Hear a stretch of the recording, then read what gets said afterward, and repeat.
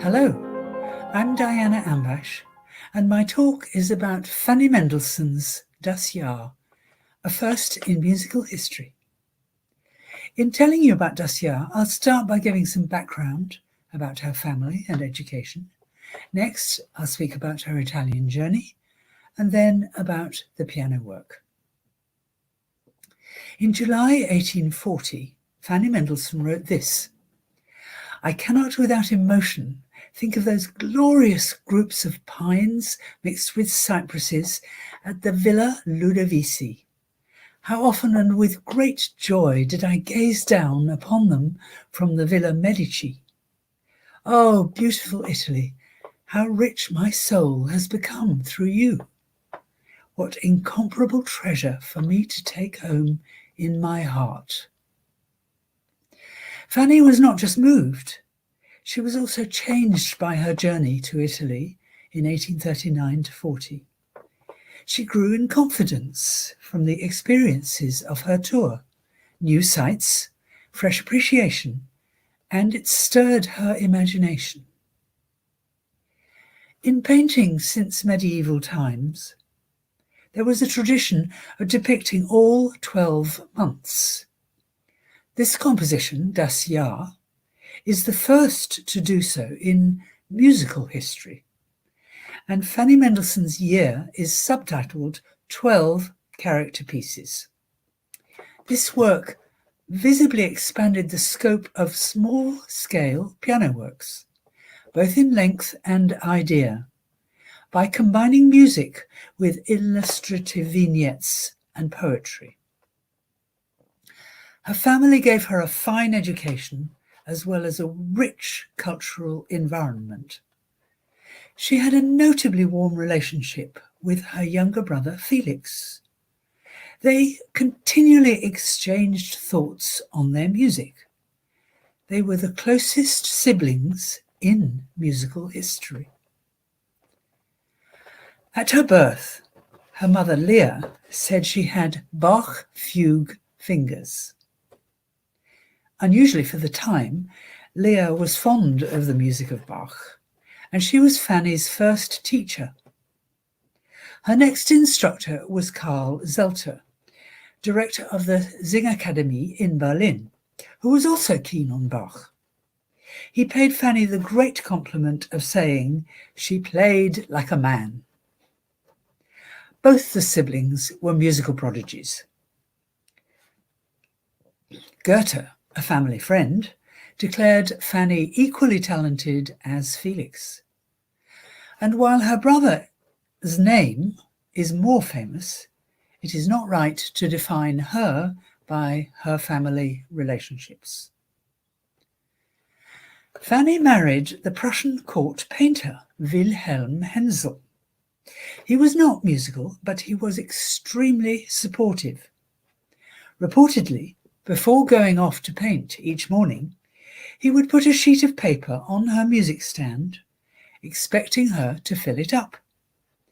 They shared mutual artistic aspirations and collaborated on more than one work.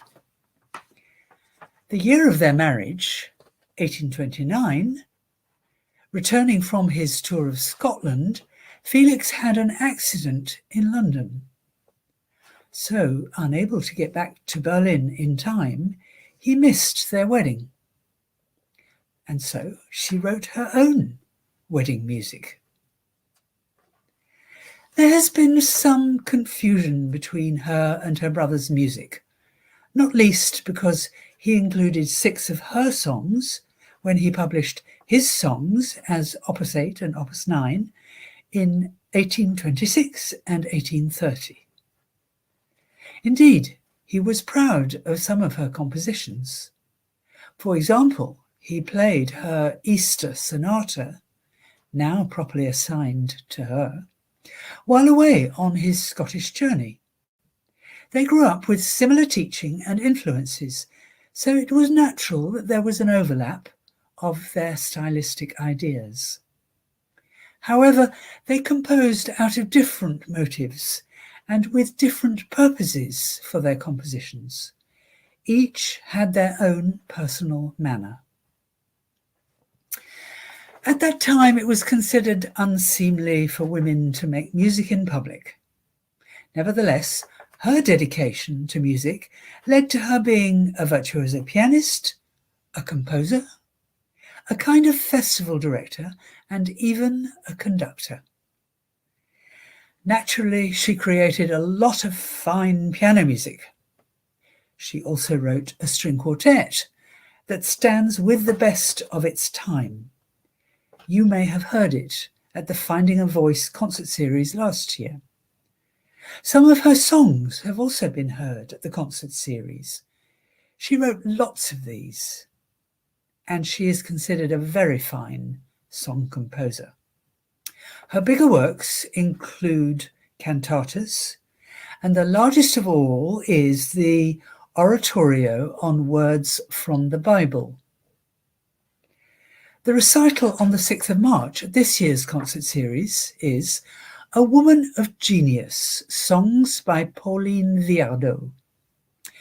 It brings up another connection. Pauline and her husband Louis Viardot were on their honeymoon in Italy at the same time that Fanny was there, although they didn't meet. The festival director reference was about her part in the cultural gatherings at their grand house in Berlin. Known as Sonntagsmusiken, they hosted Sunday musicales that attracted the great and the good of European society. Contributing substantially to the cultural life in Berlin, these events included performances by some of the most notable musicians and literary people of the day. As well as performing and composing, she even wrote a plan for how music in Berlin should be organized. The conductor description came from her guiding the chorus in preparation for the concerts.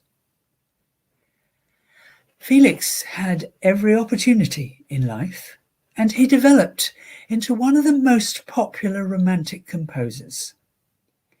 Given her musicality, it can't have been easy being his elder sister. For a woman in 19th century Europe, it was not proper to publish music or perform professionally. People have sometimes likened their composing styles. As I hear it, Felix's music is full of classical elegance, while Fanny's is more fervent.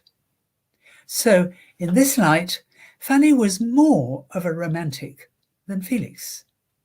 There is eloquence in her impassioned manner, expressiveness, drama. Now, about the journey. Why was Italy important to her? Her uncle Bartholdi lived in Rome. Fanny's husband Wilhelm was sent there for his painting work in 1825, and Felix had visited in 1830. So it was natural for her to wish to go. Indeed, in 1825, she wrote a song called Italien, which has been interpreted as her longing to go. It has become famous as the song chosen by Queen Victoria to sing with Felix on his visit to Buckingham Palace in 1842. The opportunity for the tour came in 1839 with her husband and their son Sebastian. They made a year-long excursion, travelling across the Alps in a coach, continuing through Venice and Florence to Rome and Naples. Their 6 months in Rome included visiting the Villa Medici, which housed the winners of France's most prestigious prize, the Prix de Rome. Winners at this time included the composer Charles Gounod and the painter Jean-Auguste Dominique Ingres, a music lover who Fanny played trios with. Playing to the pensionnaires on Sundays, She became the focal point of the artists' colony. She played them works by Beethoven, by her brother Felix, and by herself. They were unfamiliar with this music. The repertoire and her playing impressed them, and she received tremendous acknowledgement. She was deeply affected by being admired by another composer, Charles Gounod. She received respect beyond the normal admiration for her talent, and the adulation was new to her. This appreciation, living in a southern country, and all these new experiences, such as seeing the colourful carnival in Rome, gave her new confidence and inspiration. Aged 36, in 1841, a year after returning to Berlin, she wrote the piano cycle Das Jahr, one piece for each month of her journey. In musical history, this was the first piece to represent every month of the year.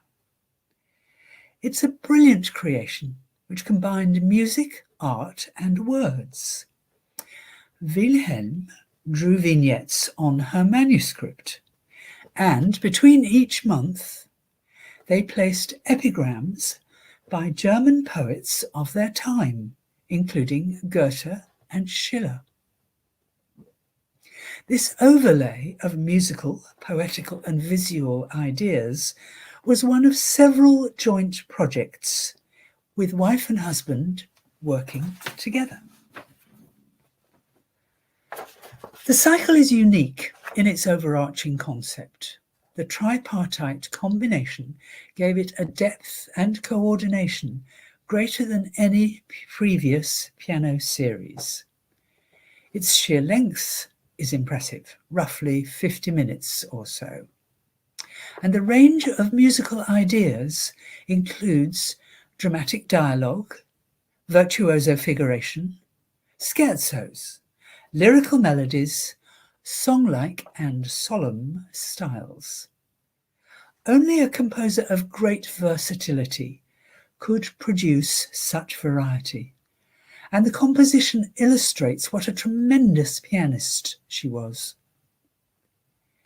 Fanny said of her music that it was a kind of second diary or pleasant memoir. These pieces communicate the richness of her journey.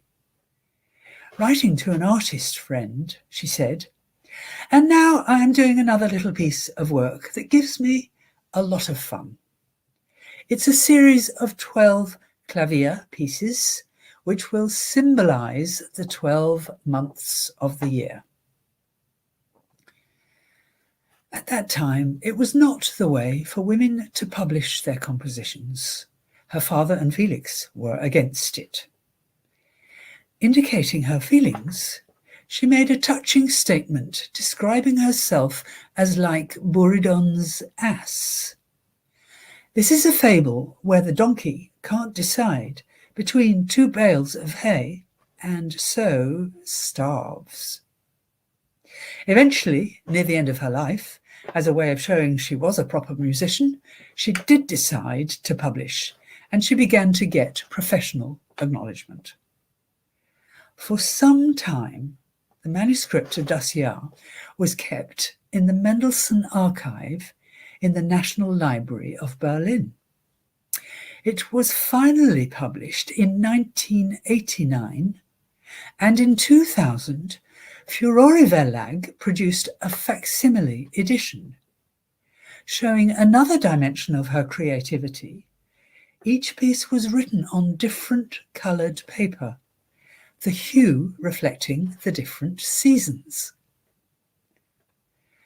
Fanny's son, Sebastian, realised that he came from a unique lineage. This included Fanny and Felix's grandfather, the celebrated philosopher and Jewish scholar Moses Mendelssohn. Sebastian wrote a major work.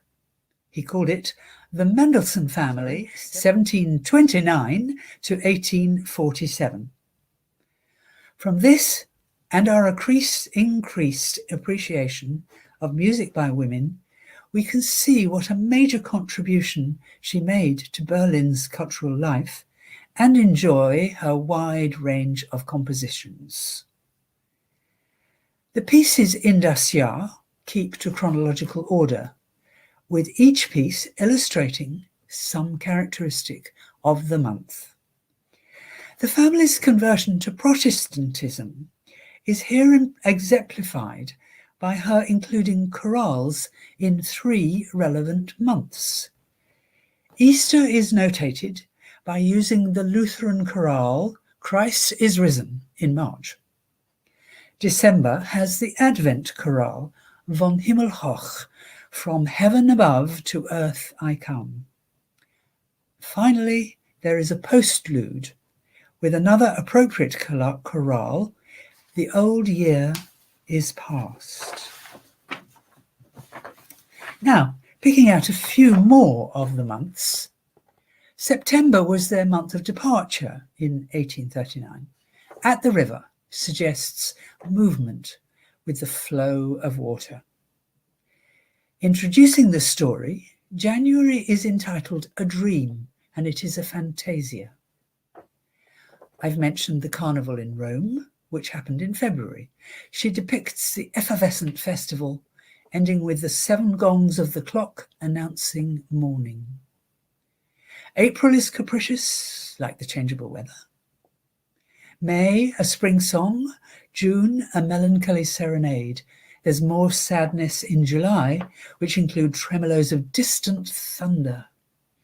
October reflects the autumnal hunting season. The mesto, heavy mood of November corresponds with winter. The month she returned home was August in 1840, and this music expresses restored spirits. Several of Wilhelm's vignettes suggest that the story is being told from a woman's point of view. For example, on January's manuscript, he drew a woman with a psaltery, the instrument being symbolic of Fanny's musical talent. The epigrams often have similar reference and relevance. The March epigram is taken from Goethe's Faust, when he hears the bells announcing the first ceremony of Easter. Appropriate for December, she uses the hymn text relating to the Nativity, thus demonstrating her knowledge of Bach, who had used the first stanza in his Magnificat and his Easter oratorio. Quite a few Romantic composers had the touching idea of giving their compositions as celebration gifts to loved ones, and Fanny gave Das Jahr to Wilhelm as a Christmas present. The cycle could be compared to Schumann's Carnival, but hers is on a much larger canvas. Felix's biggest work was the Variations Sérieuses, also from 1841. Felix's biggest piano work. Now, moving on to Clara Schumann, she wrote groups of pieces, but nothing on this scale. This cycle by Fanny has been likened to Liszt's Année de Pèlerinage, about his Italian journey, and composed some 3 years before Fanny's. Here's a contemporary account of the impression she made on people. In February 1842, the English composer William Sterndale Bennett wrote to a friend, "I went to a small party at Mendelssohn's, where I met all his family and some other people. He played 3 pieces and then insisted on my playing. I never was so alarmed before, not at him, for we have played too often together, but at his sister, Mrs. Hensel. I never was threatened to play to anyone before, and to think that this terrible person should be a lady. However, she would frighten many people with her cleverness." Her abilities only lasted another 5 years, as Fanny died in 1847. The day before this happened, she composed a song on words by Eichendorff. The words she set were prophetic, as the poem ends. Our fantasies as well as our songs rise up until they reach heaven. Felix was distraught from the loss of his favourite sister. His last acknowledgement of their relationship was to write an impassioned string quartet in F minor. Described as a conflagration of musical angst, it has been dubbed her requiem. To end, there have been at least 4 CD versions of Das Jahr. And of course, performances can be found on Spotify and YouTube. I hope you will take the opportunity to hear Ellen Janssen's version at 7 p.m. on this Sunday, March the 7th. Thank you for listening.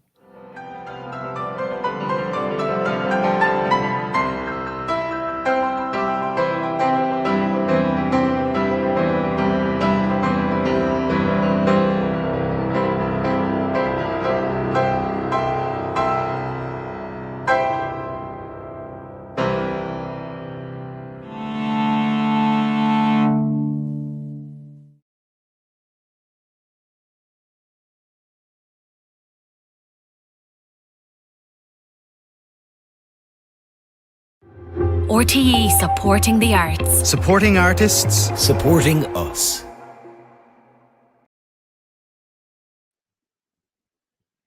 Hello and welcome to our live Q&A with Diana Ambache, and I would like to thank Diana very sincerely for a wonderful and fascinating talk. She's an author, a broadcaster, a pianist, a music publisher, and a leading authority on everything to do with women composers. But I know that she's particularly interested in Fanny Mendelssohn and has written a book, The Soul of the Journey, that covers a lot of the details of Fanny Mendelssohn's expedition to Italy, which she touched on this evening in this fascinating talk. Diana has also been shortlisted for the European Women of Achievement Award, and that was in 2002. So I hope you'll join me by sort of thanking Diana for a wonderful talk. And I know that some people have been putting in some questions, and I'll get to those in a moment. But if Diana is there, I'd love to ask her. I just was really fascinated by the talk. It was just so interesting. And I was wondering, when you were talking about the impact that the trip to Italy had on Fanny, whether she had travelled abroad before, or had she travelled much before this trip to Italy? The family had occasionally gone away together. So, for example, I think they made a trip to Switzerland, and they didn't do, because I mentioned earlier, she travelled across the Alps in a coach. There weren't the railways and all of that we have now. So journeying was much more difficult. And even when Felix was working in Leipzig, he would sometimes come back to Berlin. There was a possibility he might have worked there at one point, but they couldn't swan around like we do. You know, she was basically a German who knew about Germany. Yes, absolutely. And did she learn any Italian, or did she speak any Italian? Well, as I said, she was incredibly clever. The family was incredibly cultured, and I think she spoke at least French. She would have known musical Italian, and then I think she even spoke some English. I'm just going to put some light on. There we go. That's better. Wonderful. Now, one question that has come in from somebody on Twitter, and they were just interested in the whole Bach connection, because of course that's something that was a connection with Fanny's music and also Felix. And I was wondering if you could expand a little bit on that. They just said that they were surprised that there was that Bach connection with Das Jahr. Well, many people will know about Felix, what we call resurrecting the Matthew Passion, which was the year that she got married, 1827. And she would have joined Felix, because they worked together so much. She would have joined in helping him with putting on the performance in Berlin. And I talked about the fact that her mother played the preludes and fugues, and her teacher was also keen on Bach. And, you know, the way for musicians often is that they get forgotten when they die. So it was quite unusual that they knew about Bach. And this reference to her having fugue fingers, she must have had very equal fingers. I don't, so I don't have good fugue fingers. I try to have a good fugue brain, but not fingers. And she wrote quite a lot of fugues herself. And you can just sometimes see in her music that there's a kind of background of that understanding. Mm-hmm. No, that's fascinating. Yeah, and it was a passion that they both shared, the interest in Bach, and absolutely. And I forgive me because I don't know off the top of my head, but are there instances where they both used the same chorales, or is that something that they sometimes wrote similar bits of music, and it's quite hard to trace who began what. So, for example, Fanny wrote a piano quartet when she was age 17. 17, you know, that's pretty young. And I think Felix had written some piano quartets around that time, and I can't tell you who was first. But this is all part of their sort of conversation, I think, went like this the whole time. Well, that actually ties into, I'm seeing a question coming up here. What place did jealousy play in their relationship? Or was there, you mentioned sibling rivalry, but yes. Can you talk about this? Well, here we are. We're looking on from much later period with all our own attitudes.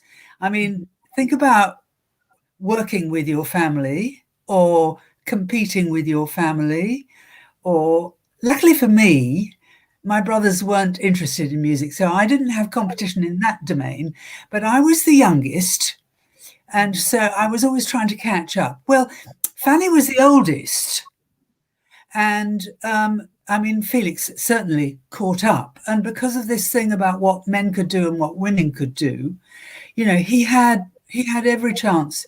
He had every public opportunity. He had position. He could compose and hear his music come back to him, as it were, and learn from that experience. Well, she did. She composed for the Sunday musicales, and so she heard her music, but it wasn't out in the public world in the way that he was. I can only guess that she would have felt jealous, but she didn't say, oh, it's unfair or anything like that. Okay, yeah, thank you very much. And then that brings me on to just a question about Wilhelm, her husband, and because he seems to have been quite supportive. Is that, and was that unusual? Yes, not all family people were supportive, as I illustrated with her family. You mentioned sort of he put a piece of music on, or he put a score on the stand, and yes, wanted her to sort of. Well, when I said he wasn't musical, there was a family occasion where Felix and another friend had written something that was a special silver anniversary event for their parents. And Wilhelm was given a very simple part with just one note, but he found that very, very difficult to do. So he had no skill, but because he and Fanny were both creative and artistic, they were both supportive to each other. It was mutual. Very good. So another question is Fanny Mendelssohn's reputation in the ascendant internationally today in terms of concerts and recordings and leading international musicians and orchestras? Do you feel that her star is increasingly on the rise, so to speak? Yes, it is. I mean, it's a feature of our time that women are coming back into the canon, that there isn't the same I'm not sure about that we've had in the past. I mean, when I began performing music by women 35 years ago, people kind of thought, what's this? And now we've moved on from that, and there is a genuine interest. And the fact that the music is published, we have access in a way today that we never had before. Between the internet, between publishing, between YouTube and all of those things, CDs, we can hear her music, we can play her music, we can read about, a lot of people. An incredible number of American academics actually have written papers about her, and that's great. So if I want to find out something, I just look it up online, find out who's written, find out her email address, and write to them. Can you help me with? But I think these days with the internet, we have such access. No, it's brilliant, and it's great to see more music by women composers becoming available. And as you say, as resources are easier to get hold of, then it kind of creates its own snowball effect, because it makes it easier for performers as well to, to access the performing materials and so on. That's great. Another question is coming in here. Did Fanny ever perform Das Jahr herself in public? Wow. I don't know about the programs at their Berlin house. I mean, it's highly likely that she did, even if she didn't perform it as one sequence. The fact that she gave it to her husband as a Christmas present, it's more than likely she would have played some of it. And there are a couple of pieces that she, like September, when she started publishing just before she died, she included that in a series of, I think they were called 4 Lieder, Opus 2 or something like that, and September got into that. So although it was a complete story in itself, I don't think she had any problem with taking individual pieces out. I guess she played it. I guess. Yeah. And I'm really fascinated by the I suppose what you call the tripartite kind of nature of the piece, because it was something that I didn't realize, when I was originally programming it for this year, and I was just trying to tie in with the whole "it's about time" kind of theme, and I thought, oh, this will be ideal. But as I did some research on it myself, I came across this, and of course your talk touched on it as well. Just the epigrams and the illustrations and the different coloured pages. It's really fascinating, and so that's sort of more of a comment rather than a question, I suppose. Yeah, But that's right. But I think it reflects, as well as the fact that Wilhelm was artistic, but that the whole Mendelssohn family and these cultural gatherings that they had, which included all what I call the great and the good of Europe, and that wasn't just musicians. I mean, they were, people might use the word like cultural salons. And that meant that people like Goethe, and who was a family friend, and other poets who they knew would have come, and royalty and politicians. And it was obviously the most extraordinary meeting of people and cultural ideas. it would have been lovely to be a fly on the wall in some of those. It would. Yeah. That's absolutely right. But there you are. You see, you're doing your version of it today. Well, we're unfortunately we don't have groups of people here, but I suppose we do virtually. We have people kind of Yes. tuning in from all over and listening to this talk, this fascinating talk, and the Q&A. So, as somebody is saying a comment, she seems like a rather daunting character. If you met her today, what would the experience be like? Do you think? Would she be quite severe, or did she have a sense of fun? Do you Well, think? that quote that I read from William Sterndale Bennett, he obviously did find her rather daunting. And I don't know whether that was because he hadn't expected women to be forthright in that way. And I think Clara Schumann and Fanny Mendelssohn, when they met, I think they got on and they respected each other. But I have a feeling Clara said something at one point, don't worry about her brusque manner, she's lovely. So maybe she was very forthright. But then I can be a bit forthright, so I quite like that. But she sounds like she kind of didn't suffer fools gladly, that she was Possibly. And because of this very intelligent family she was in, and the environment of all these creative people, I mean, yes. Yeah, that's good. Another thing that's coming in here now, I'm just seeing this told from a woman's point of view, and you said that when Wilhelm was picking when he was doing the illustrations, that a lot of them feature women, and that the quotes, and then it ties in, I suppose, with the fact that it was this monumental artwork that was created by a woman, from a woman's point of view, and that's another really fascinating aspect, I think. I think it's part of her, what I call dedication to music, because she went on composing for her Berlin events. And I think I find it hard to put words into her mouth, but the fact that she went on composing, and when she was acknowledged, there was another person as well as Charles Gounod who particularly encouraged her. There was a diplomat who was a very good pianist called von Keudel, who said to her towards the end of her life, you really should publish. And I think that was what got her to do it. And so just in the last year of her life, she decided to be public. And I mean, we talk from our vantage point of the 21st century, where we're still trying very hard to be equal. And we partly succeed, but not entirely, do we? For her to decide on that kind of independence in the 19th century, in a conventional society, that shows quite a strength of character, I think. Yeah, absolutely. I see a question here from Ellen Jansen, actually. Ellen is going to be performing. Hello. Hello, Ellen. So this question is, do you see her interpretation of the month more in terms of a representation of different times of the year, or is it her personal and emotional journey in that particular year that she was in Italy? It's a very subtle question.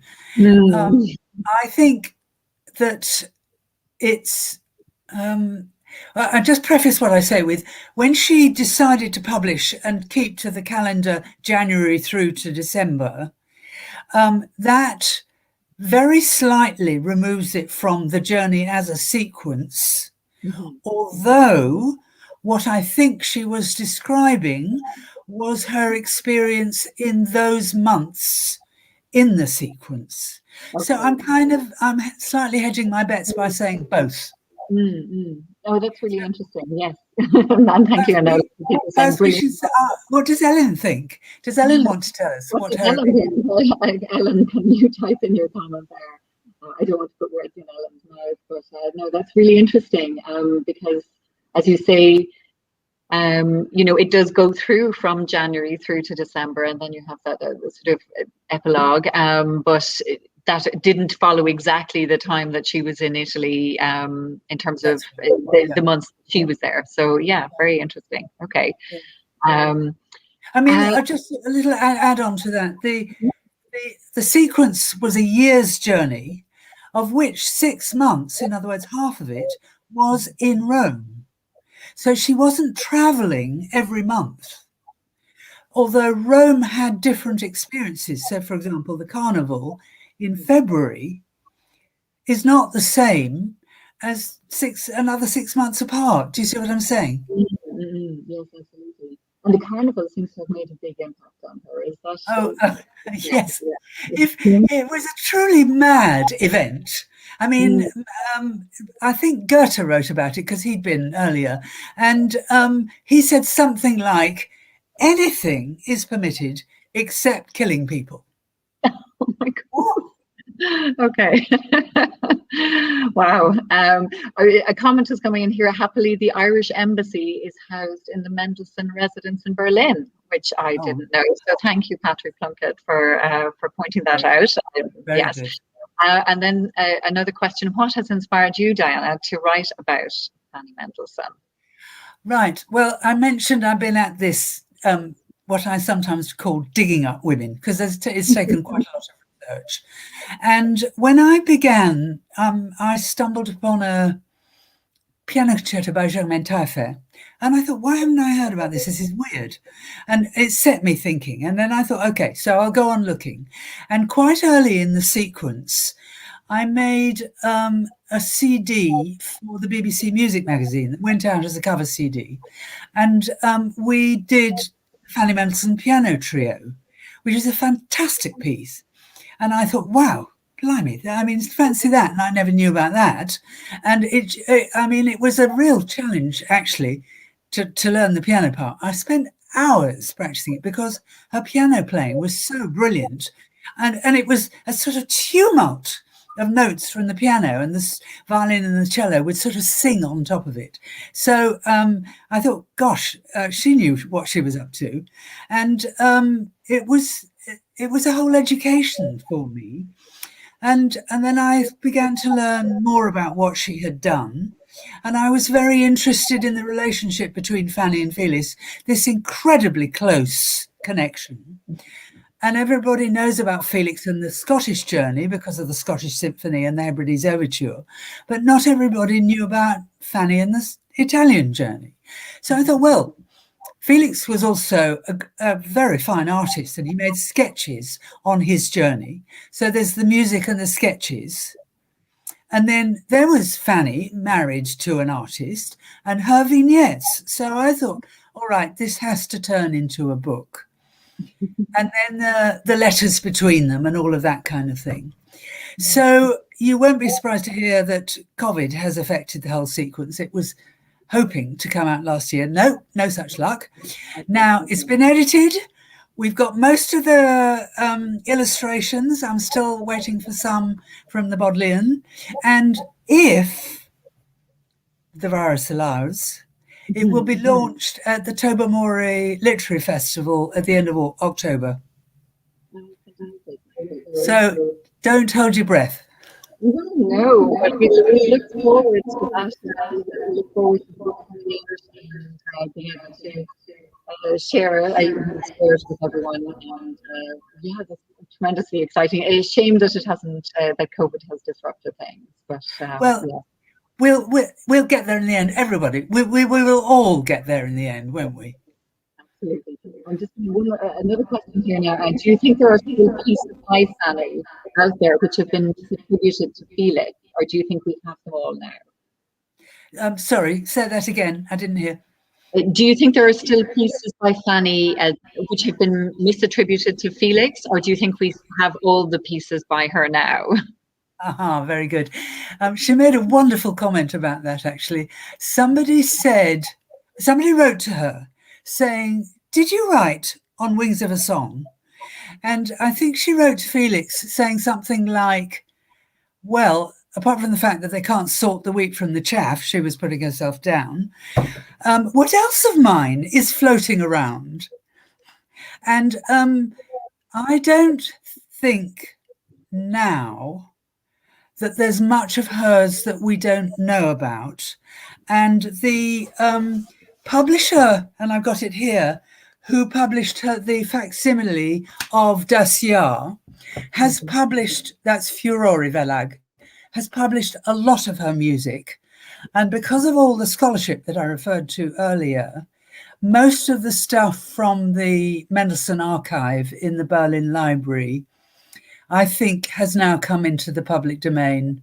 So exciting as that would be, gosh, wouldn't that be news? Then, I years ago, I had, I'm obsessed by Mozart and his piano concertos. I said to somebody, well, wouldn't that be amazing if I found one more of his piano concertos? And somebody said to me, no, you want to find a whole series. Well, it doesn't happen, but there we are. You never know. You never know. It might turn up somewhere. So somebody else is asking, Peter is asking, what kind of relationship did Fanny have with Clara Schumann, who is, of course, another piano virtuoso and composer? That's right. But Clara Schumann had a public career. That's right. And Clara Schumann, of course, was one of the greatest piano virtuosos of the 19th century. And she was away on tour playing.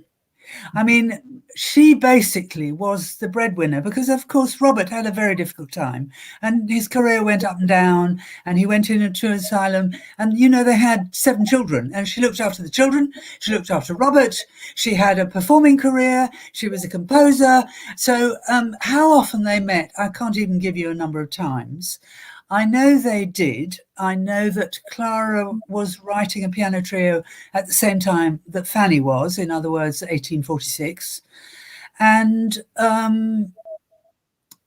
because Clara was predominantly a performing musician, which Fanny wasn't, they were on slightly different trajectories. I think that they would have sympathized of the problems of being a composer. Clara probably got more appreciation as a performer than Fanny would have, because Fanny was not a public, in the sense of professional concerts performer. I don't know. It's a guess. What do you think? Yeah, I don't know. Did they dedicated the piano trios to one another? Was there some? Clara was going to do that. To Fanny. Yeah, that's right. Then Fanny died, and yes. Anyway, I think we're just getting lots of feedback from people saying that it was a wonderful talk, and thank you so much. So, thank you, Diana. I would like to say thank you so much. It's been really fascinating, and I think for all of us, it's been a tremendous introduction to the piece Das Jahr that we're going to hear Sunday night, and I'm really looking forward to that. Exactly. So, Roisin, thank you very much for what you're doing. You see, you've opened my eyes. I didn't know what went on in Ireland, and then you told me. And I hope people will listen on Sunday, because it's an extraordinary piece of music. That's so. Long live the women. Good luck to Ellen. Thank you so much. Thank you. Thanks everyone for tuning in. Bye-bye now. Thank you all for tuning in, and I hope that you will join us on Sunday evening for a wonderful concert with the first full Irish performance of Fanny Mendelssohn's Das Jahr, performed by Ellen Jansen. So please do join us for that concert, and thank you all for tuning in this evening, and also for your lovely questions and comments, and we'll see you again hopefully over the weekend. Thank you.